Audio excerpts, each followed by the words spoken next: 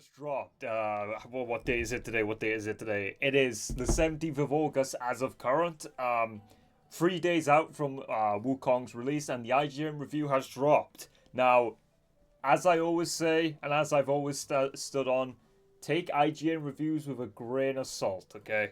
These guys are not very consistent in their reviews. Usually, a lot of their reviews are kind of like, eh. But we're gonna watch it anyway. We're gonna react because like it gives us a general consensus, and I heard they rated the game pretty good anyway. So let's go for it. Let's go. Let's see what he has to say. Mitchell Saltzman here. I'm the reviewer of Black Myth Wukong, and just a quick note about this review. As part of the embargo agreement set for this game, I am unable to show you footage beyond Chapter 2. Okay, that makes sense. I think that's okay. I think that's perfectly fine. I think that's perfectly fine. I mean, for review's sake, yes. I mean, the game's not out yet. It's like 3 days away. That's completely understandable. Like, I get it. That's completely understandable. I don't see any qualms with that. Also, I'd rather the review like not show any spoilers beyond Chapter 2 anyway.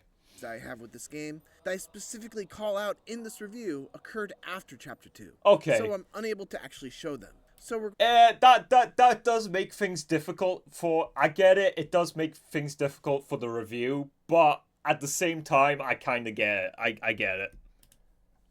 going to do 2 different video reviews this time. Oh, this first one will abide by their restrictions and only show footage from the first 2 chapters. Okay, so I'm only going to react to this one then. I'm not going to react to that other review. No, fuck that. Launch day. And with that, on with the review for Black Myth Wukong.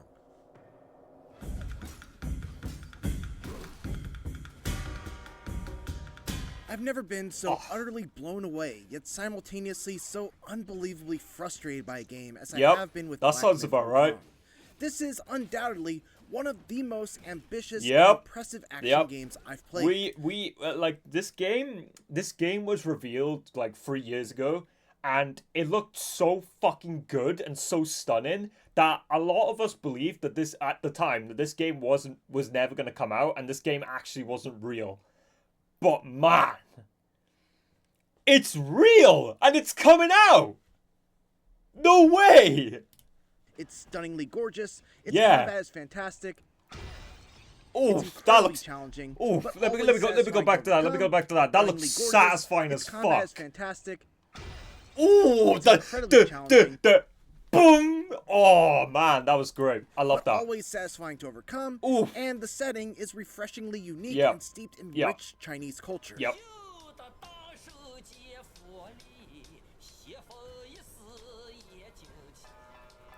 Despite all of that, pop off, man! Like it's barely holding it all together. I suffered numerous crashes, despite having a top-of-the-line setup with the... I mean, look, crashes, okay, yeah, I get it, like, I get it. At the same time, games like Cyberpunk, and Elden Ring, they had, like, the same issues as well, but all around, they turned out to be pretty great games. Cyberpunk eventually, but Elden Ring, yeah. The GeForce RTX 4090. Not to mention the multiple times I fell through the ground and died in the final phase of a boss fight, or the way characters would randomly switch from English to Chinese, or the way the dialogue audio would just drop out altogether and leave me completely in the dark during an important cutscene. It's a rickety roller coaster for sure, and there were definitely spots during the ride where I was not having a great time. But taken as a whole... In all fairness, this is like, I correct me if I'm wrong, but this is China's like first like attempt at making an actual like big AAA like video game. Like this correct me if I'm wrong. If they've done it like or tried before, but this is like the dev team like taking a proper good fucking shot at making an actual good game. So I already knew that this game was gonna have issues at launch, which is understandable, and I hope the dev team like do fix it and they do patch these out, and they probably will. But hopefully it doesn't hold it back from being like what it should be, like an actual really good game. Well, this is one adventure where the bumps are worth it. Yeah, exactly. Yeah, there we go. I'm sorry, like you guys, I pause a lot. That's what I do. Can can I just talk about this? The music. Oh my god, the music is fantastic. Oh my days, I can't wait for this soundtrack to be up on YouTube, man, so I can download it and shit. Oh my god. Black Myth Wukong's story is somewhat of a follow-up to the classic novel Journey Yeah. to the West by Wu Chenggen. Ooh. A book that I only The personally bosses know look thanks to very fantastic loose as well, adaptations especially this like guy, oh Dragon my. Ball and Enslaved Odyssey to the West. Yeah. That surface-level familiarity didn't help much though, as the interpretation that the developers at Game Science have crafted here is laden with references to characters and events from the novel, without doing a great job of bringing you up to speed on who Sun Wukong is, or what he encountered on his titular journey. I had to look online to understand who Zhu Bajie was, what his history with Wukong is, and what the significance of certain encounters were, because otherwise I'd have been completely lost at times.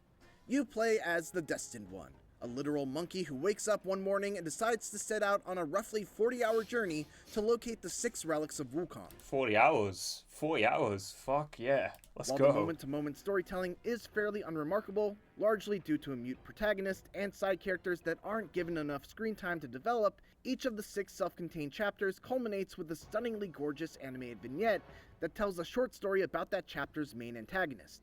Each one is done in a completely different art style, with one drawn to look like a storybook, another using stop-motion animation, and another done in the style of an anime.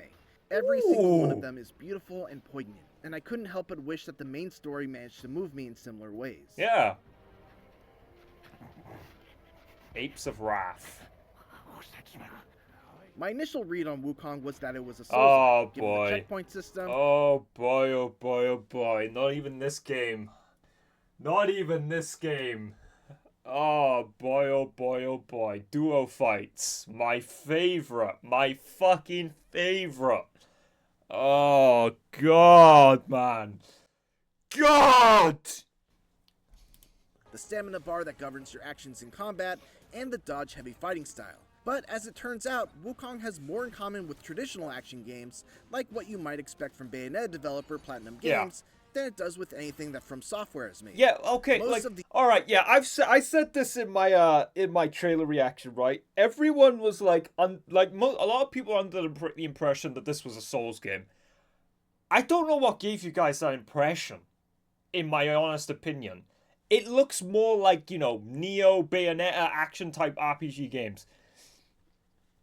Like, as someone who is, like, well invested into this game, I never had the idea and never had, like, the inkling. Or maybe when it was first revealed, yeah. But after, like, the second trailer came out, and then the third, and then so on and so forth, I was like, yeah, this is definitely not a Souls game, especially since your dodge rolls are very, very limited. And also, like, in terms of, like, style of combat and all that stuff, it seemed more along the lines of Sekiro. The usual Souls-like conventions are missing. There's no penalty for death Yep. outside of respawning at the nearest checkpoint. Yep. You don't use a shared currency to level Yep. up your stats and purchase items or upgrades. Yep. And while there is gear and stats to consider, you Yep. largely just go and swap out the old equipment with the new, as Yep. opposed to making choices as to what Like, kind of... I was watching Asmongold talk about it, and he said it's like, he said the exact same thing. He said it's probably going to be more along the lines of like God of War and like Sekiro. of weapon or piece of armor you want to hold on to and upgrade. And even though I am a big fan of Souls-likes, ditching those mechanics feels like the right move for the game that Wukong is trying to be. Well, it's far not. more- Well, it's ditching those mechanics because it's not ditching the mechanics. It's not what the game was or is. It's not. It was never going to be a Souls-like. I don't think the dev team ever intended it to be like a Souls-like. I think it's like more along the lines of like I said, Sekiro and Neo. Forgiving, focused on keeping you in the action rather than poring Look over at this menus or boss, retracing man. your steps Like, what the actual fuck is that? to so regain your cool. lost currency after dying. So and cool. Wukong is a better, more distinctive game for it. Yeah. To be clear though, when I say it's more forgiving, I don't mean that it's any less difficult than a From style game. In fact, I'd go so far as to say that between this and Elden Ring Shadow of the Erdtree, I had more difficulty getting through Wukong's toughest challenges. Yeah, take IGN Reviewers' difficulty with a grain of salt. But I can imagine that, like, I am glad to hear that the game is somewhat difficult. If it wasn't difficult, then it wouldn't really, I don't know, it doesn't really scratch that itch for me, to be honest.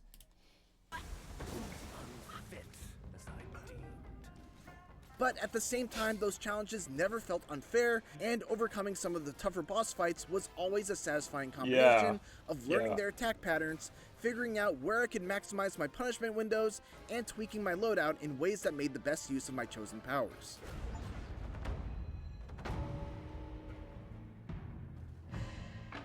Everybody was kung fu fighting. Combat in Black Myth Wukong is simple and elegant, thanks in part to some tools that are really fun to play around with. What the Success fuck? hinges on a delicate balance That's of so quick cool. reflex-style gameplay mixed with careful resource management that largely revolves around a focus meter, which builds up when you land hits. They showed that like you can stun enemies, and then like you just the guy was like stunning the enemy, and then he was doing the power pole thing, and then he did a massive slam, and it was like, it was so cool. I got a boner, like, honestly. And perfectly dodge enemy attacks. Ooh, You gain a focus point. I gotta say another thing as well. The after image of when you dodge is so fucking sick too. I know I'm gonna fucking love that, man. Whenever that meter fills up, which you could then spend in the middle of a light attack combo for a varied combo, or you can just use a heavy attack on its own for a powerful strike that can be charged even further if 2, 3, or even 4 focus points are consumed all at once. You also have access to a small handful of spells, governed by a mana meter, that are versatile enough to be useful in a wide array of situations. The Immobilize spell, for instance, freezes enemies for a short time, allowing you to get in some quick hits and potentially stagger them to allow for even more free damage. Cloud Step turns you invisible and creates a decoy for your enemies to focus on. Look at that, man! Away, That just heal up, oh, and hit your foe with a surprise attack I don't know. I can't explain the feeling, man. It's just it's really nice. It's really nice. Rock Solid briefly turns you into a statue that will cause an enemy's attack to bounce right off of you, giving you an opportunity for a counterattack. Ring of Fire creates a barrier around you that will initially repel enemies and grant you some health restoration, along with enhancing any stat-altering drinks that you may use while standing inside of it. And finally, there's my personal favorite, a Plug of Many, which lets you make multiple clones of yourself Shadow to all Clone gang up on an Jutsu! enemy at once. What was that? Kagenu no Jitsu! I actually did it pretty well. Fucking hell. Separate from that, you've also got transformations, which allow you to morph into powerful creatures that you've already bested in battle. What's really cool about these is that they don't cost any mana, they're tied to a very lengthy cooldown instead, and they turn you into a totally different character, complete with an all-new moveset, special moves that use their own focus meter, and more. For example, one of the first bosses that you fight is a wolf with a fiery dual blade that has a lightning-fast dash attack. When you defeat him, there's gonna be like people doing like you know, like the big bull like transformation where he literally just slams his head down. I can see like people like doing in the future like bull head guy only runs where they can only slam the enemy with the ball head throughout the entire game. I can already see the runs happening, man. It's gonna be great. And be able to do that very same dash attack to your enemies. And once you build up its focus meter, you'll even be able to do a hugely powerful leaping strike that can ignite foes and deal damage over time to them. And then finally, there are spirit skills, which are earned by defeating certain more powerful versions of enemies and absorbing their essence into your gourd. These are effectively transformations that only last for one attack and are also tied to a fairly lengthy cooldown, but it's great to be able to, for example, use the Wandering Wight's powerful headbutt attack. Look at that, man! After immobilizing an enemy. You could only use it once to fight? Okay. Which makes it so that even the early game spirits never lose their strength as the campaign rolls on. It's an excellent blend of options, especially when mixed with some truly incredible boss fights. Look at the fucking water. Oh my god, man! Look at them fighting in the water, man. Look how beautiful that the fucking. Oh my! Look how seamless These and spirit skills can also be leveled up, which makes it so that even the early game spirits never lose their strength as the campaign rolls on. It's an excellent blend of options, especially when mixed with some truly incredible boss fights. And Wukong introduces all of these elements at a thoughtfully measured pace, so I never felt overwhelmed. Make no mistake, the Destined One is extremely powerful.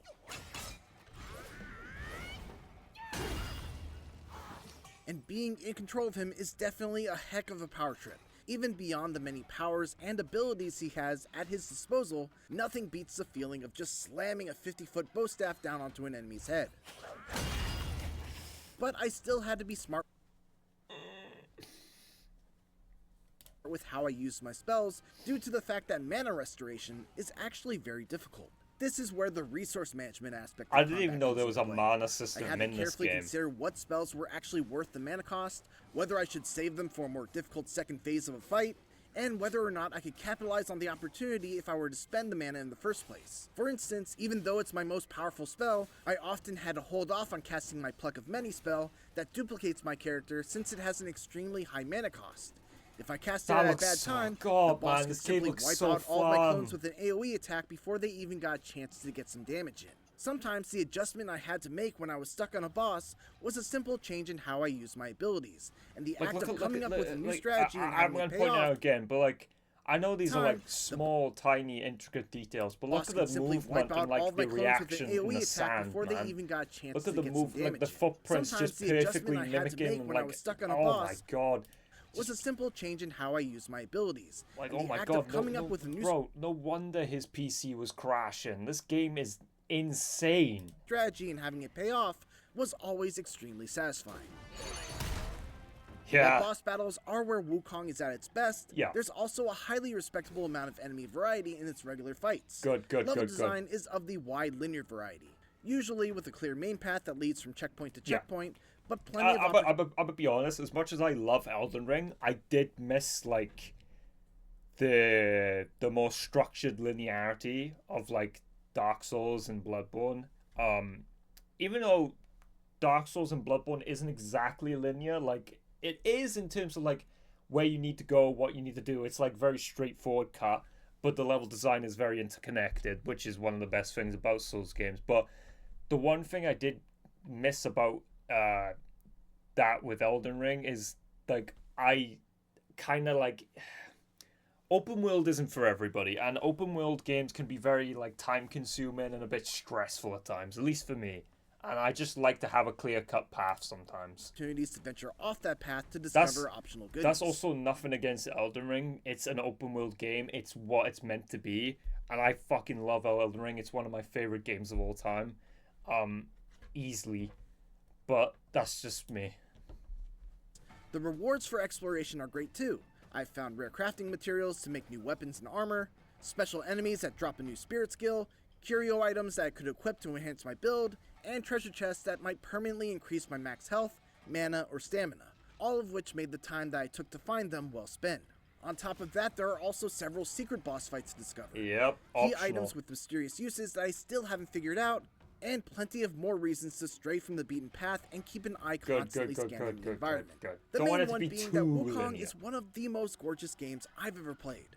Every environment is brimming with detail, from the chipped pieces of bark on the trees in the forest This to game the is real-time just... deformation of the snow Yeah, as I the know, destined like, one look, moves through it while This dragging. was the first like ever glimpse of Wukong we got 3 years ago, and honestly, it was breathtaking. Honestly, his death alone. Jesus. Not only that, but the animation is impeccable too. Yeah. With wonderful touches and flourishes, like the way your character will do a little hop step when locked onto Yeah. an enemy, then change to strafing around them as opposed to just running straight on while keeping their head turned. The music and sound design is fantastic as well, with epic drum-thumping battle themes.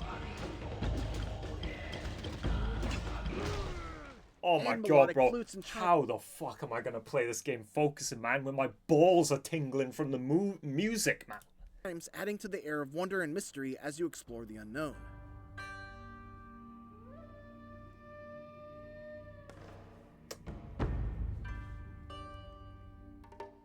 All that said, this game really would have benefited from a map, plain and simple. The lands you explore in No? I don't know. I like, to be honest, I don't see a lack of a map being a problem. In my opinion. Like, from what it seems to me, it kind of seems like it's very, like, kind of, like, obvious where you need to go, but I don't really think this game would have needed a map, in my opinion, but I don't know, maybe I'll feel different when I actually play the game, but... Wukong are beautiful, no doubt, but they're far too big and too crammed with secrets to not give you some sort of navigational help.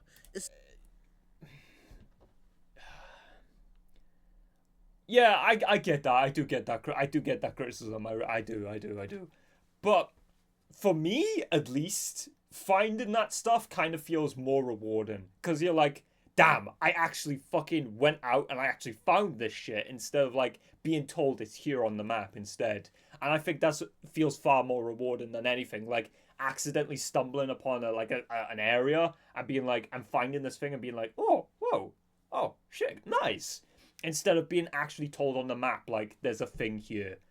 I think that feels more rewarding than, at least that's my opinion. Especially the second and third chapters. But in terms of like navigation, I completely understand. Yeah, I thinking back on it now, yeah, I do understand. But yeah, the fact that it's aggravatingly hard to tell what obstacles can actually be climbed over and what's an invisible wall can make exploration.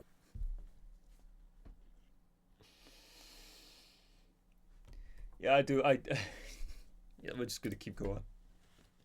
Quite cumbersome. It's a good thing that the rewards are worth it. Like, brother, if you couldn't jump over it the first time, you couldn't jump. You just can't jump over it altogether, my man. However, it's hard not to feel like all of Wukong's splendor and detail came at a great cost. I experienced numerous crashes, with one particular heartbreaker happening right after defeating an extremely tough boss that I then had to defeat again. Oh, a toad boss. Asmongold's gonna love this one. Several others were more minor and would typically happen as I was loading up a new chapter or fast traveling to another level, but they eventually add up to a lot of frustration. In addition to that, several times during important cutscenes, all dialogue, audio, and subtitles would drop out completely, leaving me without any clue as to what was being talked about and no way to rewatch. Again, I don't know if they got an early access review copy, so I'm assuming like it's going to be very different once the game gets patched, obviously. Watch the cutscene. Characters would occasionally switch to speaking Chinese all of a sudden, despite me having the audio set to English. The lip flaps of the English dub often don't even remotely match what's being spoken. Oh, thank me, Mate, well, to be honest, it's a Chinese game, and the original like animations and everything was tailored for Chinese. Like this criticism like was for Genshin as well, and for Honkai Star Rail, how the lips didn't really sync up with what characters were saying. And I'm like, yeah, but the game was originally animated and tailored for the Chinese dialect, and it's being dubbed over in English, if you get what I mean. Like, anime characters do the exact same thing as well. Although I think they do change it. I change it in anime, but then again, it's much easier to change it within like anime to do simple like, you know, Photoshop and Premiere editing than to actually go back in the game and like really fucking change all the muscle animations and all the skeletons. It's I think it's completely understandable that the mouths do not move well with the Chinese the English dub, which is why I'm going to be playing in Chinese dub. You know, just chuck the English subtitles on. You know, you want to fully immerse yourself, put it in Chinese dub, man, for far's sake. Oh, finally then, the 3 bells sang. Yeah, that alone is why I am not playing. I am not playing in English dub. And most of the journal entries you find along the way haven't even been localized yet into English. The worst, though, was one particular fight in which the boss would... Again, that's a problem. That is an issue. That is a real issue, and I'm sure it'll get patched out eventually, but yeah, I understand that criticism. Plunge me down through the ground during the transition to its final phase, only to have me fall through the world once I regained control of my character. This kept on happening to the point where I thought my game was unavoidably bugged and I wouldn't be able to reach the end. But my insanity of trying the same thing over and over again eventually yielded a different result for no discernible reason. These are the kinds of technical problems that Game Science will hopefully look to address in post-launch patches. And it's not outside the realm of possibility, as even Cyberpunk 2077 was eventually whipped into shape after its own buggy launch. So, wait. Again, this is what I'm talking about. There's some inconsistencies in like this review and like the Cyberpunk review.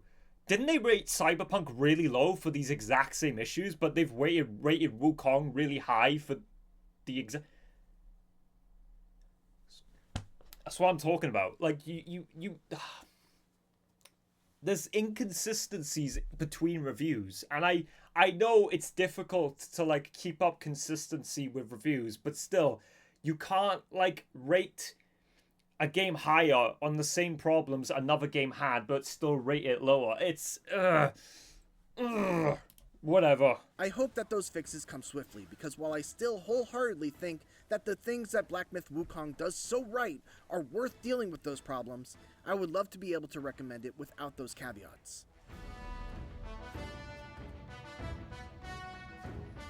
As game sciences, But then again, he said that he could still recommend it despite those flaws.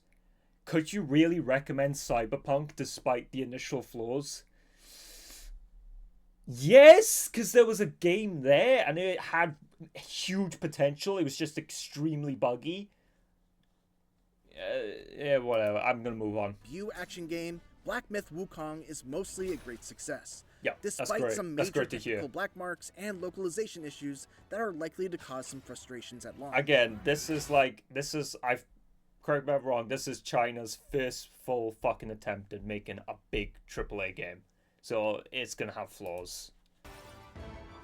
Combat is fantastic, thanks to a great balance of Yeah, that's careful great. resource management and lightning-fast twitch reaction gameplay that tested my skills as much as Elden Ring ever has, despite it being a more traditional action game than From Software style. Not only that, but there are a ton of exciting boss battles, a great variety of enemies, and the world they inhabit is an absolute treat for the eyes and ears.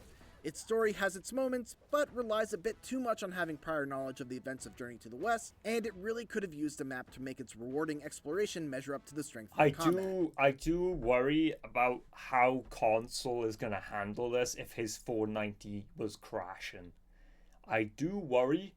I do. Console launch might be an issue.